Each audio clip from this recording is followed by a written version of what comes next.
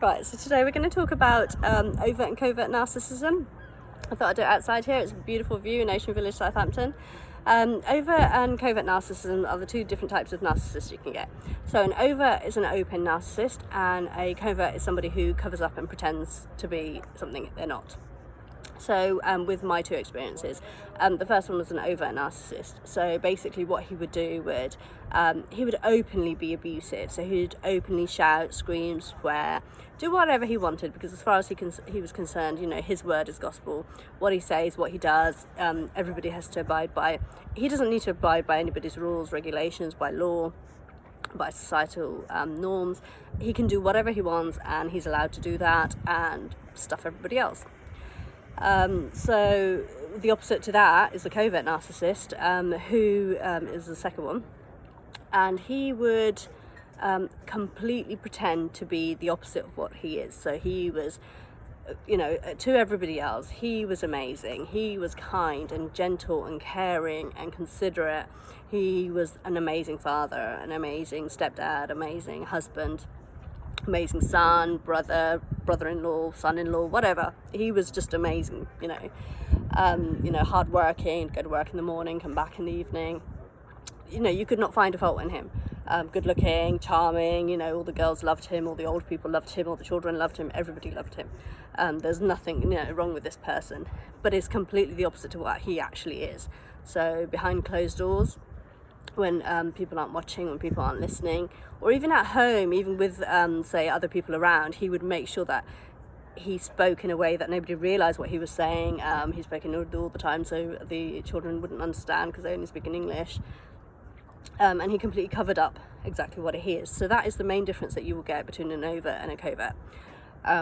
With the overt, like I say, he was just open and brash and, you know, bragging about it. He had his chest out, you know, he's the man, and stuff you guys, stuff everybody else, you know, stuff the police, stuff bosses and anybody, you know. He decided what happens, and, you know, he would walk around the village in Bangladesh, and, you know, to me, he had 2 clothes and 2 trainers, and, you know, he's a bit of a tramp.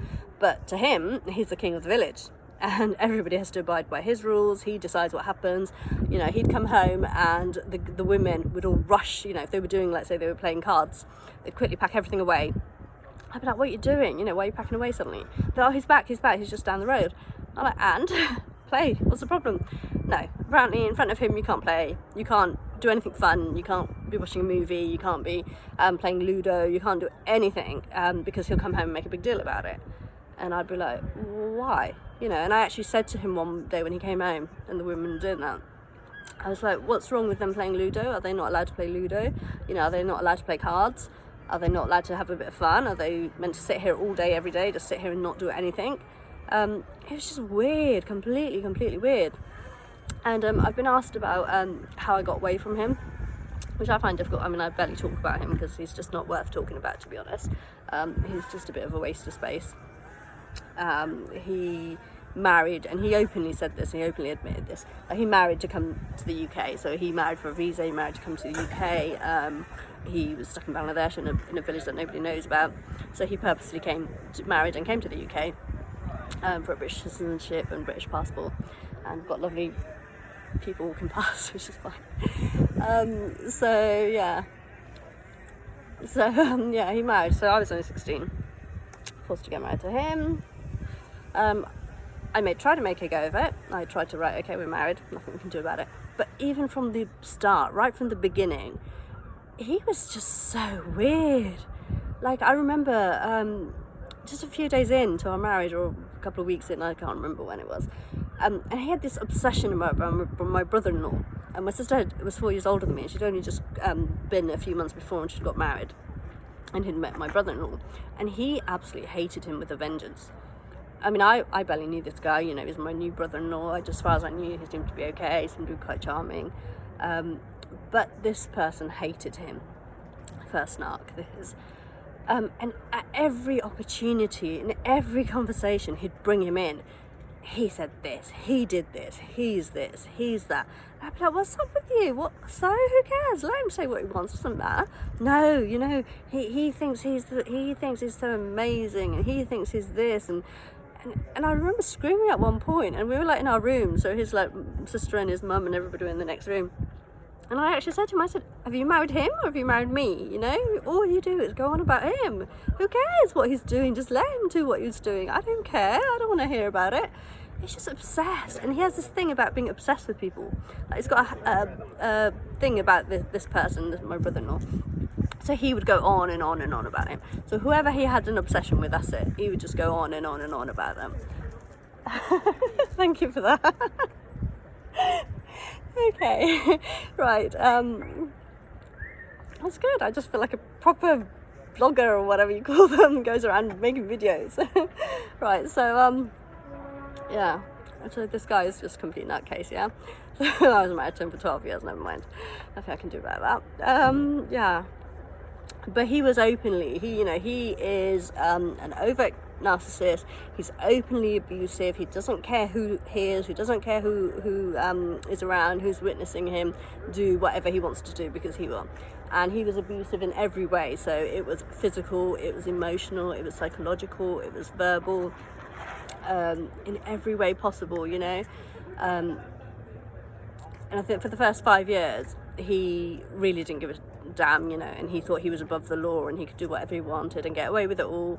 Nobody would hold him account for anything he did and stuff. So I think the first time when he got arrested, it was probably a shock to his system, because he didn't expect that he'd get arrested and possibly face charges and jail sentence. I think what happened that morning was, it was on a Sunday morning. It's about 8 o'clock on a Sunday morning, and we'd had issues where he wanted to, I think my son was 7 years old, and he wanted to send him away to a madrasa, which is an Islamic school, miles away in another city, like a boarding school, Islamic boarding school. And I'd just seen a panorama episode of madrasas and the abuse that goes on in there, the psychological abuse, the physical, the emotional, the mental, the sexual abuse that goes on. And I said, there is no way you are sending my 7-year-old son away on his own, miles away, to a madrasa where he's going to be completely on his own, completely at the mercy of abusers and who knows what. And I was adamant I wouldn't let him send it, and he did not like it. He had decided his son was going, and as far as he's concerned, his son is going to go. And I was like, no, he's not going. So this Sunday morning, I was sat doing ironing, and the kids had woken up and they were watching TV. So Ray was 7 years old, and his brother was a year old. So he was about just 18 months, a year old. And he woke up, and he started out all the rubbish that he starts up, and I can't even remember what the argument started off with. You okay? I'm fine, thank you.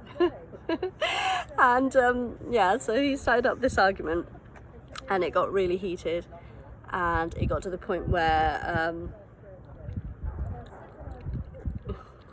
just waiting a minute. And it got to the point where he was getting very physically abusive, verbally abusive, threatening. The kids were scared out of their heads. I actually said to Ray at one point, phone the police, but he just couldn't move. He was just frozen on his seat. He couldn't move. He was just sat there. And then Riaz, who was only like a year old, just over a year old, who was walking at the time, I think his dad, who had been sort of like threatening and verbally abusive and stuff, was getting very aggressive to his brother. So Riaz actually went, he's only a year old here at this point, year to 18 months maximum. So he went towards his dad as if like, why are you being horrible to my brother? And he picked him up and he threw him across the room. And this is a 1-year-old child, and he threw him across the room. And it was the first time that his dad has ever been physically abusive towards him. So he had, it was a shock to his system. He was just a year old. So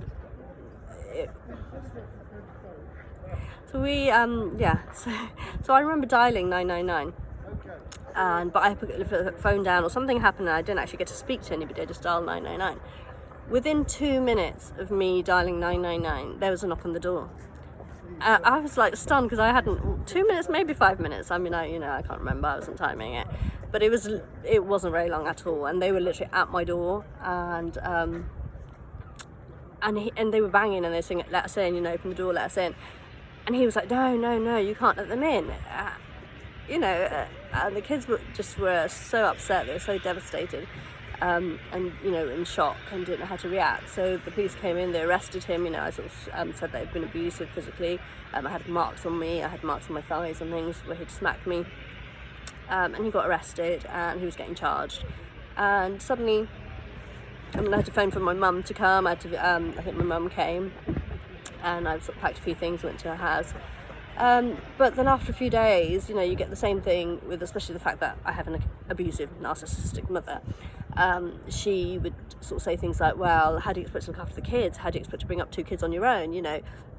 You're not going to be able to cope with them. How are you going to manage and stuff? I think he got, the narc got released pending investigation, so they were going to charge him, but it was obviously dependent on the case and the evidence and so on.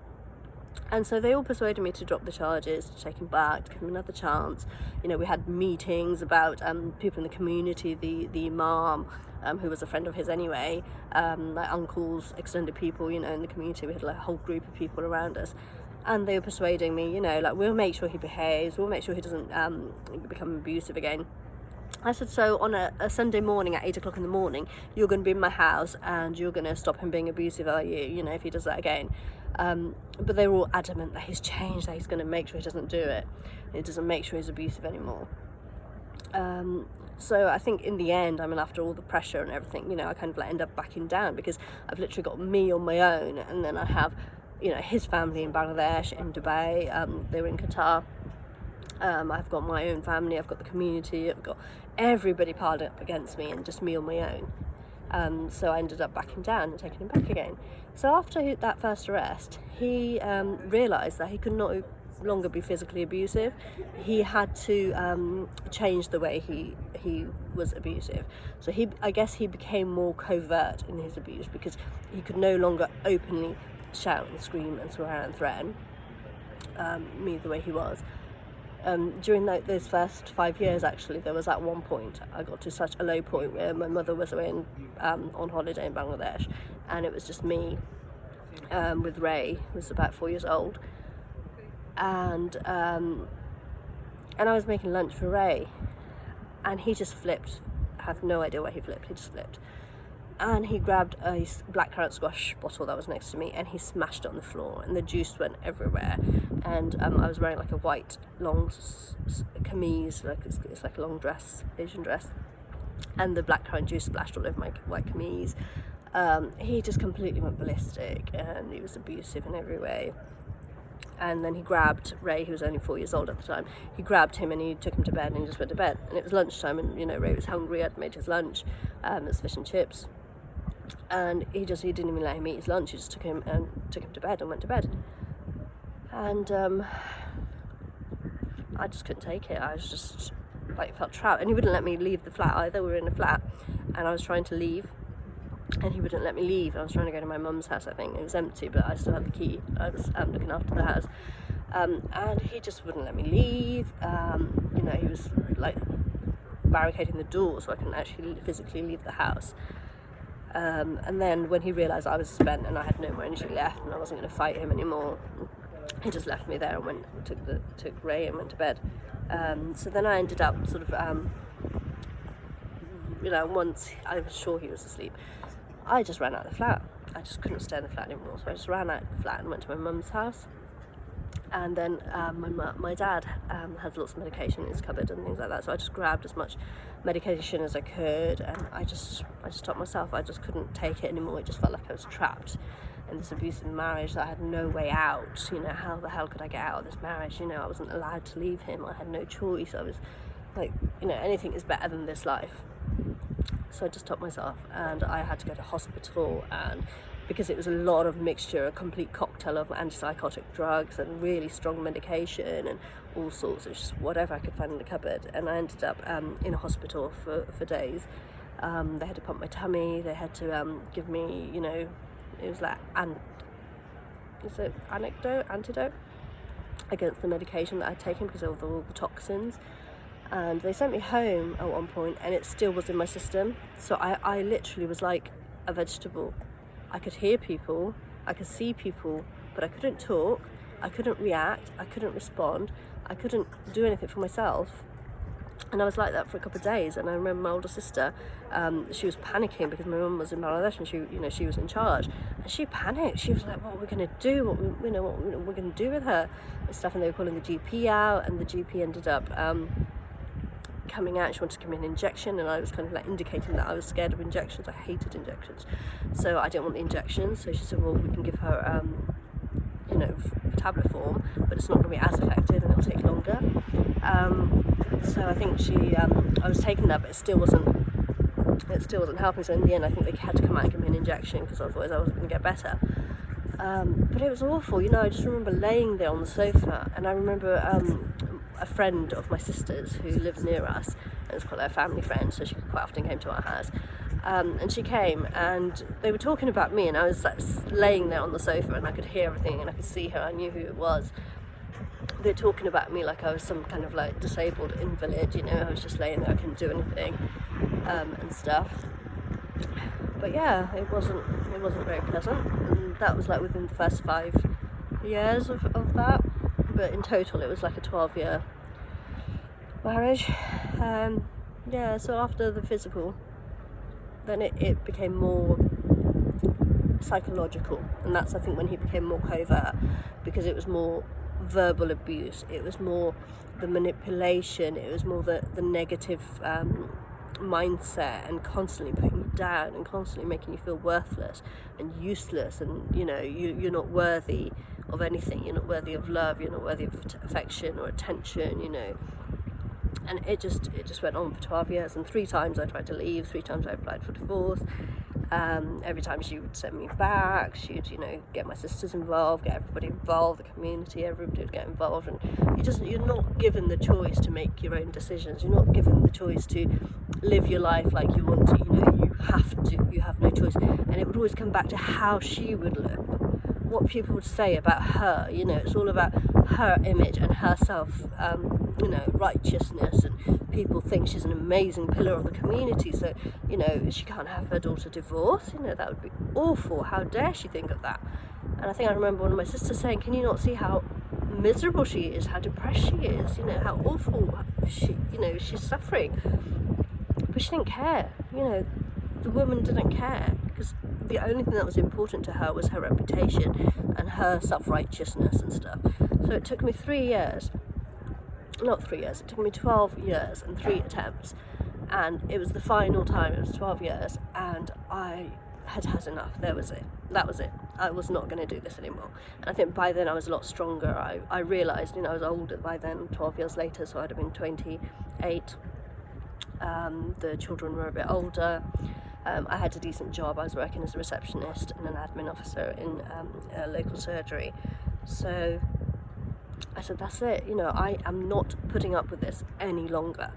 Either you support me and you help me leave him, or I will do it on my own. And and the woman started up her usual stuff, how you're going to cope, how you're going to manage, you can't bring up 2 kids, 2 boys on their own. And I said, I'll do it, I'll manage.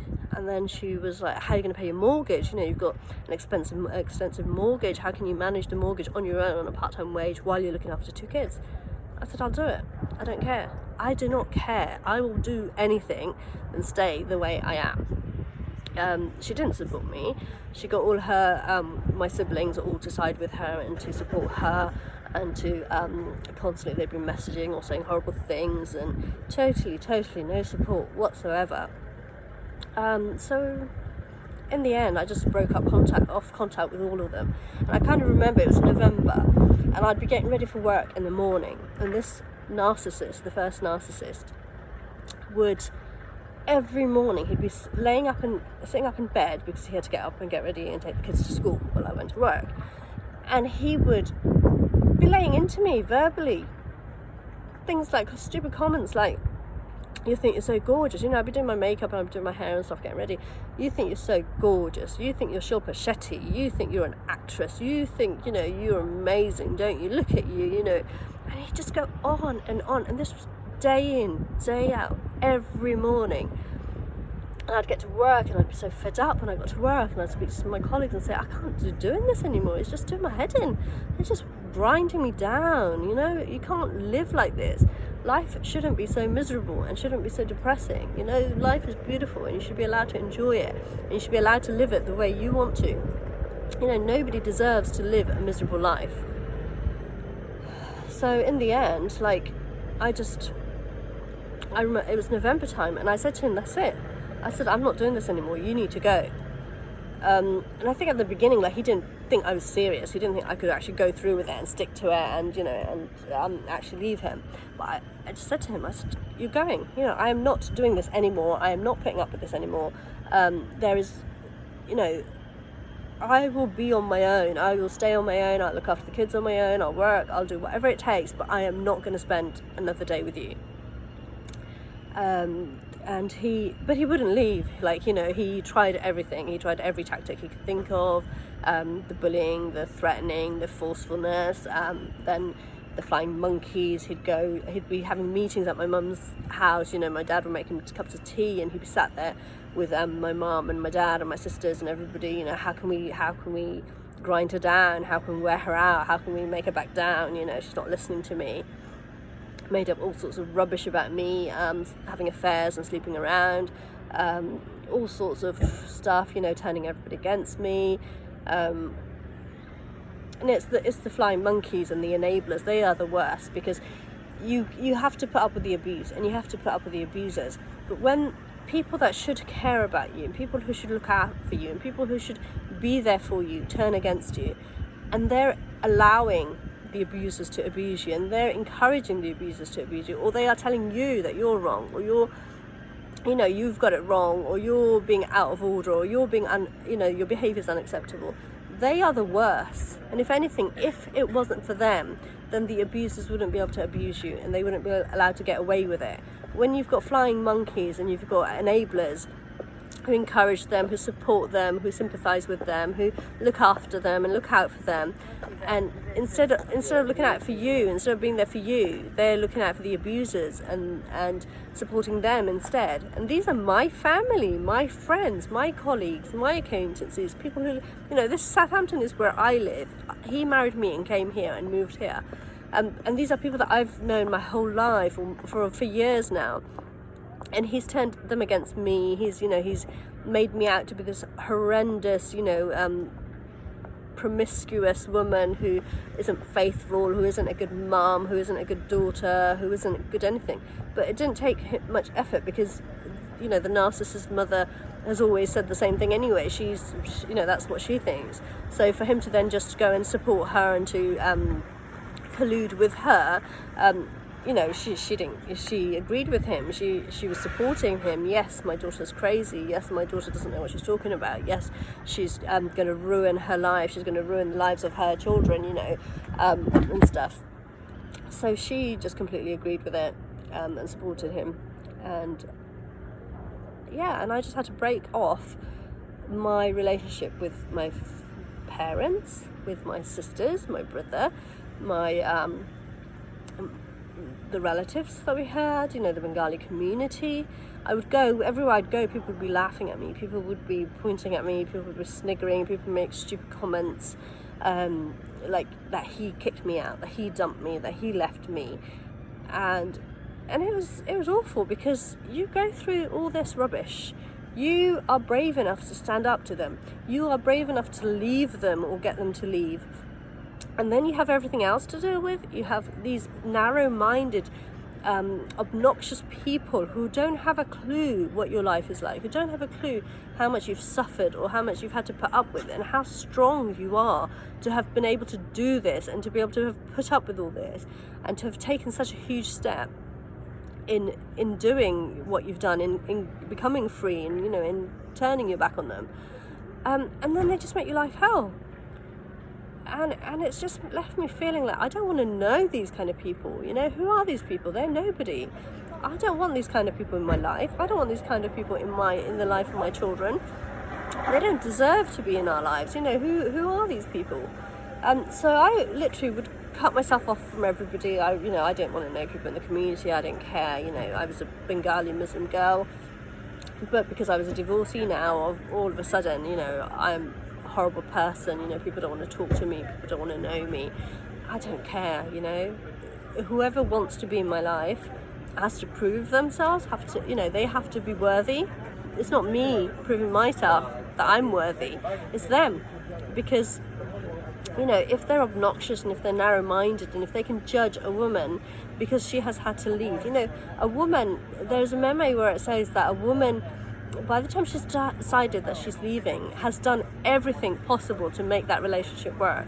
And it's true. I think there may be very few women who may just on a whim just leave a relationship, but on the whole, most women would have worked their hardest to make that relationship work. You have children, you have your home, you have stability, your finances, everything is connected to that relationship.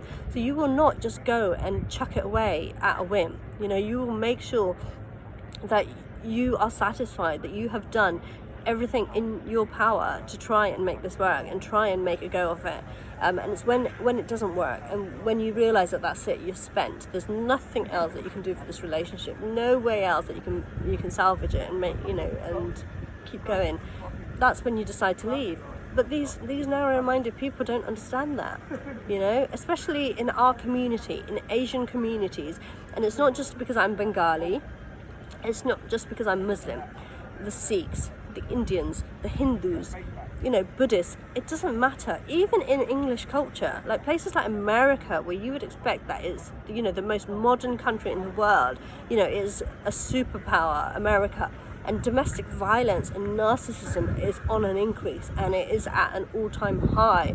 The amount of people that come on my support group who are from America, these are American women, American white, Caucasian women who are suffering with domestic violence, who are struggling, who are trying to make sense of what is going on, and they are stuck in these abusive relationships and they are being put down day in, day out and humiliated and hurt and ridiculed and and they're made to feel worthless. And these are beautiful women. Everybody I've encountered is absolutely stunning. They're all beautiful women. There's absolutely nothing wrong with them. But these narcissists and these abusers, they're attracted to these attractive women, these beautiful women, and their confidence, their self-esteem, and they're attracted to these qualities because these are qualities they want themselves. That's what a narcissist does. They see something in someone and they want these qualities themselves. They want the kindness, they want the beauty, the confidence, they want all these things because they themselves do not possess these qualities. But once they have you, once they have convinced you that they love you and they care for you, they chip away at your self-confidence, they chip away at your self-esteem, your self-worth, your self-respect. And they take every ounce of dignity and every ounce of self-respect you have and every ounce of self-confidence and self-esteem, and they grind you down till you are nothing, till you believe that you are not worthy of love and affection and attention. And they tell you these things day in, day out. Nobody else will put up with you. Nobody else would want you. Who else would want you? Look at the state of you. And they make you to such a state that you cannot believe what you have become. So by November last year, after the second narcissist, who was an overt narcissist, a covert narcissist who'd hide how he was, he had ground me down to the point that I was sat at Itchen Bridge ready to jump because he had persuaded me that I was the cause and I was the root cause of evil. I was completely evil. I was the reason why my children are suffering. I am the reason why my is suffering. I am the reason why my siblings don't like me. My 8-year-old son, hates his life. He doesn't want to live anymore. He suffers with anxiety and stress and vomiting, from anxiety, and he has all sorts of issues. He can't eat properly sometimes. The 3-year-old, is struggling with night terrors. So I am to blame for everything. His life has been ruined because of me. My life, whatever's happened to me, I deserved it. I caused all the abuse, the 41 years of domestic violence and child abuse and forced marriage and being a child bride and all the forms of abuse that, narcissism, everything you can think of. Everything is because of me. I was born evil. I'm just a Satan child. I was born the devil's child and I was born cursed. So anything that's happened to me is because of me. I'm to blame and I need to change myself. And you think, And he actually said, the second one said to me just a few months ago before I left him, he said to me that he sympathises with my first narcissist, and that he can see why he did the things he did, and that I deserved the things that he did to me, and that I was to blame for the breakdown of our marriage, and that anything that happened to me was as a result of my behaviour and the way I was. And he said, yeah, he wants to shake his hand, and he wants to salute him because he put up with me for 12 years, and he can't understand how he managed to put up with me for 12 years because he's experiencing firsthand what a nightmare I am. And yet he wouldn't leave me. Yet he was the one that wouldn't leave, despite me telling him that, this isn't working, we need to think about doing something, because we are, like he was saying that I was abusive to him. Another aspect of this is reactive abuse. So I would quite often be told that I'm abusive, that I'm obnoxious, that I'm rude, that I'm curt with people. I put in a complaint about something because something's not worked out, so that's rude and that's obnoxious, I shouldn't be doing that. But that is reactive abuse. Reactive abuse is when an abuse victim reacts to the abuse that they are suffering. So I had 41 years of domestic violence and abuse. So as a result of that, I would then react to the abuse. So I would leave it for a while, and then I'd get fed up, and then I'd start shouting back, and I'd start swearing back, and somebody would swear at me, I'd swear back at them. Somebody would threaten me, I'd threaten them back. When I was 14 years old, my sister was bullying me, my older sister was bullying me. And I can't remember what she was saying, but she was saying something that really upset me. And I went to pick up the coffee table, and I said to her, if you do not stop, I will chuck this at you. And I was 14 years old, she's 6 years older, so she was 20 years old. And I said to her, if you don't stop bullying me, or stop picking me on me, or stop saying those horrible things, I will sling this at you. And I've never been a big built, I've always been petite, I'm only 5 foot now. I'm probably the biggest I have ever been in my life, putting on weight, eating unhealthily, a lot of comfort eating from depression, anxiety and stress, trying to put up with all the abuse, put up with all the abusers. When you're surrounded by narcissists and abusers, it makes life very difficult, so you need to find comfort somewhere. So for me, a lot of it was eating unhealthy food, eating rubbish, chocolates, cakes, biscuits, ice cream, whatever, anything just to give you that boost, and make you feel good for a little while, So I've got a very bad sweet tooth. I love sweet stuff, which is really unhealthy for me, and I need to cut down and lose weight and get healthy. Now the sun's shining, maybe I'll start exercising and running around this beautiful place. But it's just, abusers, they're just something, aren't they? It's just unbelievable how many narcissists and abusers there are in this world. Like, you could be surrounded by them and you wouldn't even know, unless you find out about this, unless you educate yourself and learn about narcissism and about abuse. You wouldn't even know that you were working with abusers, that you were living with abusers, that you were at school and college and university with them. It could be at the gym, it could be anywhere. You could be absolutely surrounded by narcissists and abusers, and you would not have a clue, because there are so many different types as well. Like I say, you've got the overt ones, you've got the covert ones, you've got the ones that pretend to be one or the other. I think a lot of the time people confuse them because they don't know the difference between them. I think somebody this morning actually on my group, they put that their partner was actually both overt and covert. When I asked her, well, how was the overt and covert? She didn't want to tell me, and she just said he is. I wanted to know, I wanted to understand what she meant by that and how she thought that he was both, because I don't think they can be both. Like, say, like my first abuser started off being overt, but he realised that would land him in jail and he'd get arrested and he'd get prosecuted for it. So then he changed his tactic and became more psychologically abusive.